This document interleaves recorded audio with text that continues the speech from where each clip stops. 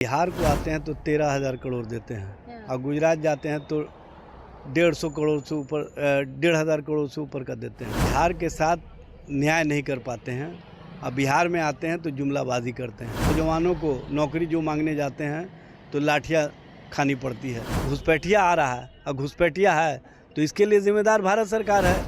Vote के कार्यक्रम में जहाँ पर सिर्फ और सिर्फ मुस्लिम समाज के लोग थे, उनसे आपने टोपी लेने से इनकार कर दिया, सम्मान से इनकार कर दिया, तो इसी समझा जा सकता है कि आपकी राजनीति सिर्फ और सिर्फ भाजपा आरएसएस को खुश करने में है।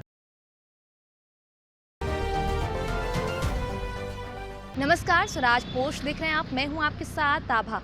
देखिए, अभी हमारे साथ मौजूद हैं आरजेडी के प्रवक्ता एजाज अहमद सर। प्रधानमंत्री नरेंद्र मोदी बिहार आए थे, गया गए थे, 13,000 करोड़ की सौगात दिए। सर, क्या कुछ कहेंगे इसको लेकर? देखिए, प्रधानमंत्री जी आए, रीपैकेजिंग पर कहीं ना कहीं उद्घाटन और शिलान्यास किए।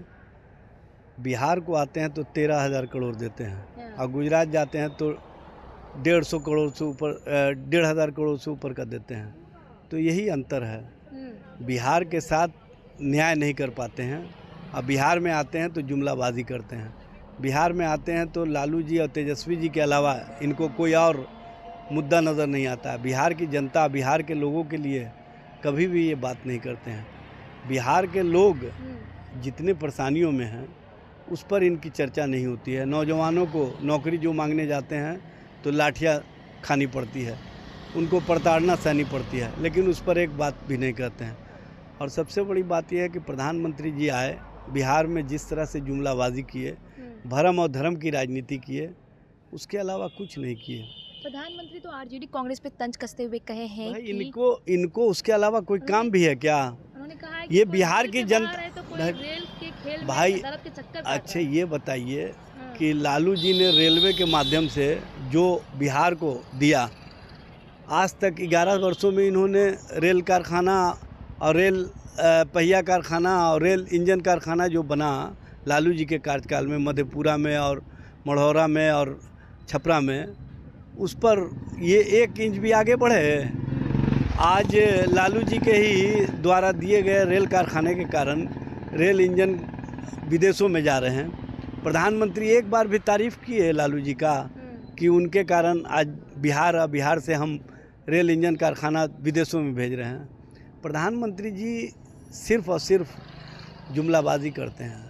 प्रधानमंत्री जी को चाहिए कि जब बिहार आए तो बिहार के लिए स्पेशल पैकेज देने का काम करें, और विशेष राज्य का दर्जा का तो चैप्टर इन्होंने क्लोज कर दिया है।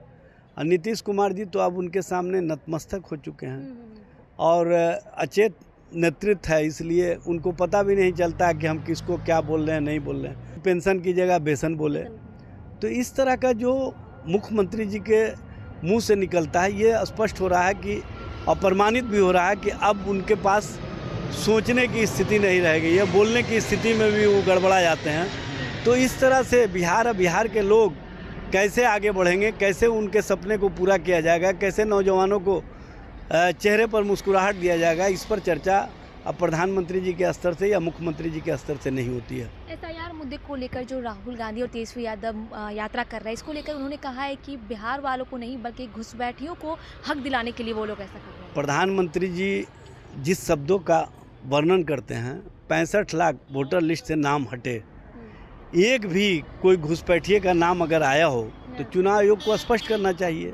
एक भी नहीं आया और आप घुसपैठिया कहते हैं। अगर घुसपैठिया आ रहा है और घुसपैठिया है तो इसके लिए जिम्मेदार भारत सरकार है, केंद्र सरकार है, नरेंद्र मोदी है, अमित शाह हैं। तो ये लोग इस्तीफा दे दें। 11 वर्षों में जब घुसपैठिए को नहीं रोक सके तो क्यों मुख्यमंत्री और गृह मंत्री, प्रधानमंत्री और गृह मंत्री बने हो? इनको इस्तीफा दे करके बिहार और देश की जनता से माफ़ी मांगना चाहिए। नहीं, कल मुख्यमंत्री नीतीश कुमार टोपी पहनने से मना कर दिए, वहाँ पे गए थे जो देखिए शिक्षा बोर्ड को लेकर। देखिए, नीतीश जी अब भाजपा और आरएसएस को खुश करने में लगे हुए हैं, क्योंकि उनको पता है कि सत्ता में अगर हम बने रह सकते हैं तो इन दोनों को खुश करके ही बने रह सकते हैं।